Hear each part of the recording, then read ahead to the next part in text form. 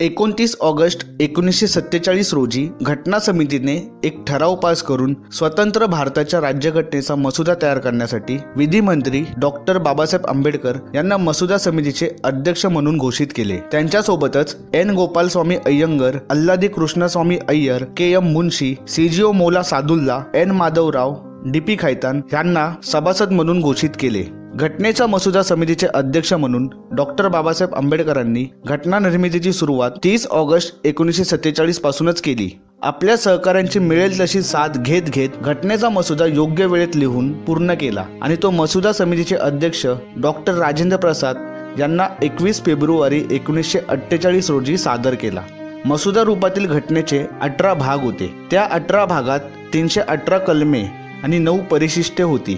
घटना समितीत झालेल्या चर्चेनंतर घटनेचा जो मसुदा प्रसिद्ध करण्यात आला त्यात 305 कलमे होती आणि 6 परिशिष्टे होती। त्या पुढील काळात त्या सर्वांवर चर्चा होत राहिली। डॉक्टर बाबासाहेब आंबेडकर यांना मधुमेहाचा आजार आणि त्रास होता। त्यांना मधुमेहाचा त्रास होऊ नये म्हणून रोजच उपचार करून घ्यावे लागत होते। मुंबईतल्या मुक्कामात ते डॉक्टर मालवणकर यांच्या दवाखान्यात औषधोपचारासाठी जात होते। तिथे डॉक्टर शारदा उर्फ सविता कबीर या डॉक्टर मालवणकर यांच्या सहकारी होत्या।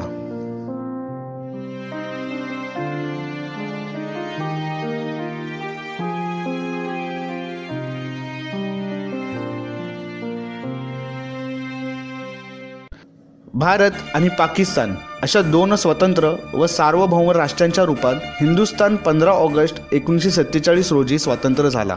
स्वतंत्र भारतात डॉक्टर बाबासाहेब आंबेडकरांचे राजकीय अस्तित्व अधिकच महत्त्वाचे झाले होते, पण स्वतंत्र भारतात महात्मा गांधींचे राजकीय अस्तित्व शून्यवत झाले होते। राज्यसत्तेची सूत्रे पंतप्रधान पंडित जवाहरलाल नेहरू आणि उपपंतप्रधान व गृहमंत्री सरदार वल्लभभाई पटेल यांच्या हातात गेल्या होत्या।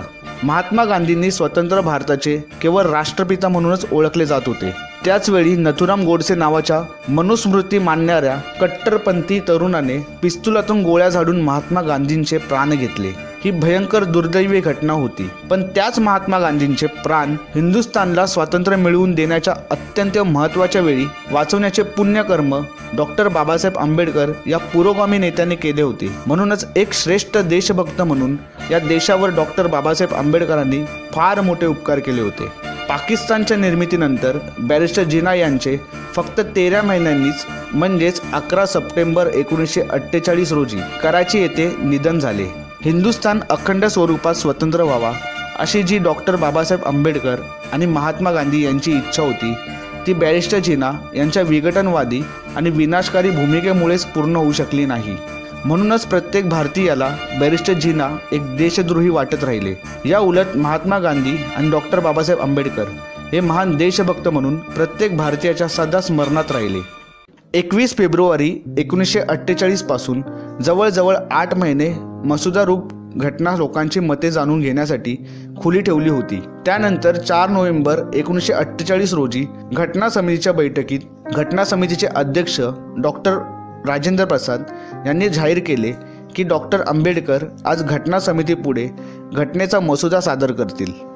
डॉक्टर बाबासाहेब आंबेडकरांनी आपल्या विस्तृत भाषणात मसुदारूप घटनेची अनेक वैशिष्ट्ये सांगितली।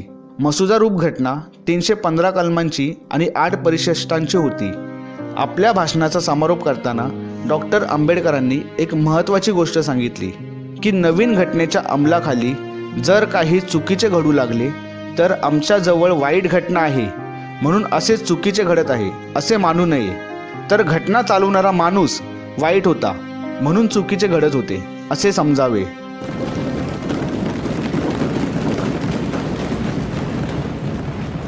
4 नोव्हेंबर 1948 रोजी डॉक्टर बाबासाहेब आंबेडकर यांनी आपल्या भाषणाचा मसुदा रूप घटनेची देशहिताची, राज्यहिताची आणि जनहिताची जी वैशिष्ट्ये सांगितली ती ऐकून प्रभावित झालेल्या घटना समितीच्या काही सभासदांनी 5 नोव्हेंबर 1948च्या बैठकीत घटनाकार डॉक्टर आंबेडकरांची प्रशंसा करणारी मते व्यक्त केली।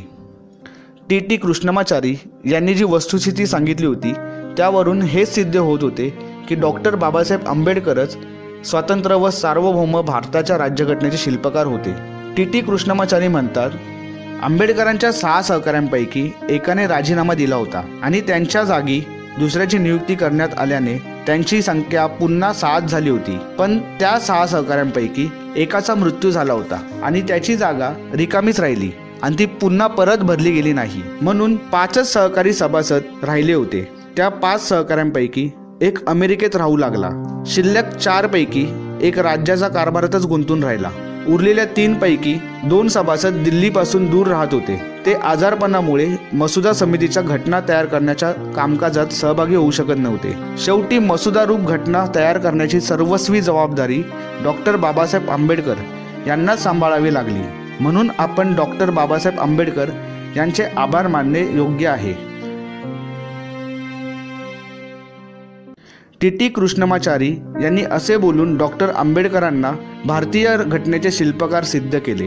घटना समितीच्या सुज्ञ सभासदांनी आपापल्या भाषणामधून डॉक्टर BR आंबेडकर यांच्या मसुदारूप घटना निर्मितीच्या अद्वितीय कर्तृत्वाचा गौरव करताना डॉक्टर आंबेडकरांच्या अद्भुत बुद्धिमत्तेचे, कायदा व घटना या संबंधीच्या विशाल व सखोल ज्ञानाचे, लोकशाहीनिष्ठ संसदीय राज्य पद्धती विषयक दूरदृष्टीचे, प्रश्न सोडवण्याच्या तत्परतेचे, समर्थक प्रश्नोत्तरे देण्याच्या वाक्यचातुर्याचे, वेळेत कार्यपूर्तीसाठी अविश्रांत परिश्रम घेण्याच्या वृत्तीचे, त्यांच्या देशभक्तीचे आणि तेजस्वी राष्ट्रप्रेमाचे मनापासून कौतुक केले आणि त्यांना भारतीय राज्यघटनेचा महान शिल्पकार म्हणून मान्य केले. 25 नोव्हेंबर 1949 रोजी राज्यघटनेचे श्रेष्ठ शिल्पकार डॉक्टर बाबासाहेब आंबेडकर आपल्या प्रस्तावाच्या समर्थनार्थ भाषण करण्यास उभे राहिले. त्यावेळी त्यांनी देशाच्या भविष्यावरती आपल्या भावना आणि आपले विचार व्यक्त केले.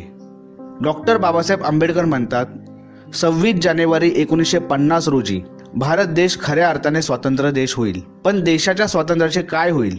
तो आपले स्वातंत्र्य अबाधित ठेवेल की तो पुन्हा आपले स्वातंत्र्य गमावून बसेल? माझ्या मनात येणारा हा पहिला विचार आहे. असे नाही की भारत कधीही स्वतंत्र देश नव्हता.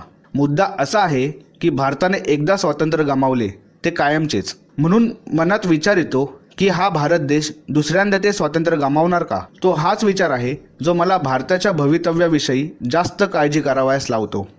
जी वस्तुस्थिती मला फार बेचैन करीत आहे ती ही नव्हे की भारताने केवळ एकदा पूर्वी त्याचे स्वातंत्र्य गमावले होते, पण भारताने आपल्या काही लोकांच्या लबाडीमुळे आणि विश्वासघातामुळेच ते स्वातंत्र्य गमावले होते. ते स्वतः इतिहास पुन्हा करतील काय? तो हा विचार आहे जो मला काळजीने ग्रासतो. भारतवासी देशाला पंथाच्या वर ठेवतील की ते पंथाला देशाच्या वर ठेवतील मी जाणत नाही. पण हे फार खात्रीचे आहे की जर राजकीय पक्ष देशाच्या वर ठेवतील तर आमचे स्वातंत्र्य दुसऱ्यांदा संकटात ठेवतील आणि बहुत करून ते स्वातंत्र्य कायमचेच गमावलेले असेल. आपल्या रक्ताचा अखेरचा थेंबासह आपण आपल्या स्वातंत्र्याचे रक्षण करण्याचा निश्चय केला पाहिजे.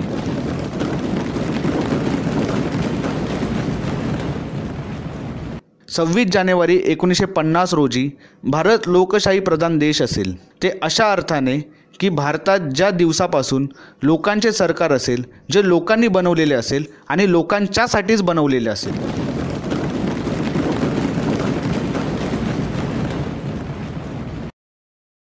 परंतु आत्तासुद्धा माझ्या मनात तोच विचार येत आहे, या देशाच्या लोकशाही प्रधान राज्यघटनेचे काय होणार? हा देश राज्यघटना सांभाळण्यास समर्थ आहे का, की पुन्हा ती राज्यघटना गमावून बसेल? हा दुसरा विचार आहे जो माझ्या मनात येत आहे आणि मला पहिल्याचप्रमाणे काळजीत टाकत आहे. जर आपण लोकशाही केवळ उत्कृष्ट स्थितीत नव्हे तर प्रत्यक्षसुद्धा चांगल्या अवस्थेत ठेवू इच्छित असू तर आपल्याला काय केले पाहिजे? माझ्या मतानुसार आपण पहिली गोष्ट ही केली पाहिजे की आपले सामाजिक आणि आर्थिक हेतू साध्य करण्याच्या घटनात्मक पद्धती गतिमान ठेवणे. याचा अर्थ असा की क्रांतीच्या रक्तपातयुक्त पद्धती आपण सोडून दिल्या पाहिजेत. दुसरी गोष्ट अशी आहे की ज्यांनी जन्मभर देशाची सेवा केली अशा थोर माणसांविषयी कृतज्ञ असण्यात काहीही चूक नाही, पण कृतज्ञतेला मर्यादा असाव्यात. ही सावधगिरी इतर कोणत्याही देशापेक्षा भारताच्या बाबतीत अत्यावश्यक आहे. धर्मामध्ये भक्ती आत्म्याच्या मुक्तीचा मार्ग असेल, पण राजकारणात भक्ती किंवा नेत्यांवरची श्रद्धा अवनतीकडे आणि शेवटी हुकुमशाहीकडे जाण्याचा खात्रीचा मार्ग आहे. तिसरी गोष्ट म्हणजे ती केवळ राजकीय लोकशाहीवर समाधान मानून घेऊ नये. जर तिचा आधार सामाजिक लोकशाही नसेल तर सामाजिक लोकशाहीचा अर्थ काय? तिचा अर्थ म्हणजे एक असा जीवनमार्ग जो स्वातंत्र्य, समता आणि बंधुत्व यांना जीवनाच्या मूलतत्वाप्रमाणे अधिकृत मान्यता देतो. स्वातंत्र्य समतेपासून वेगळे होऊ शकत नाही. स्वातंत्र्य आणि समता बंधुत्वापासून वेगळे होऊ शकत नाही.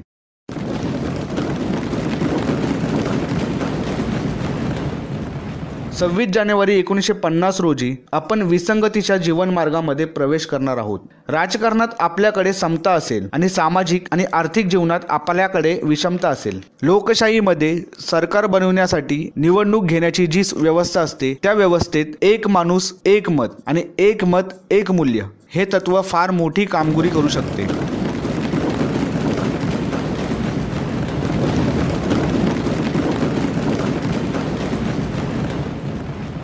डॉक्टर आंबेडकरांचे हे भाषण राष्ट्रहितासाठी सदैव स्मरणात ठेवावे असेच होते. आपल्या राष्ट्रप्रेमी स्वभावामुळे त्यांना ऐक्य, संघटन, समता, बंधुत्व आणि स्वातंत्र्य अतिशय प्रिय होते. म्हणूनच त्यांनी स्वतंत्र भारताला कसलाही धोका होऊ नये अशी खबरदारी घेण्यास सुचवले. आपल्या रक्ताच्या अखेरच्या थेंबासह आपण आपल्या स्वातंत्र्याचे रक्षण करण्याचा निश्चय केला पाहिजे. हा डॉक्टर बाबासाहेब आंबेडकरांचा विचार आपल्या भारत राष्ट्राच्या स्वातंत्र्याचे रक्षण करण्यास सतत प्रेरणा देणारा आहे. जय भीम, जय भारत, नमो बुद्धाय.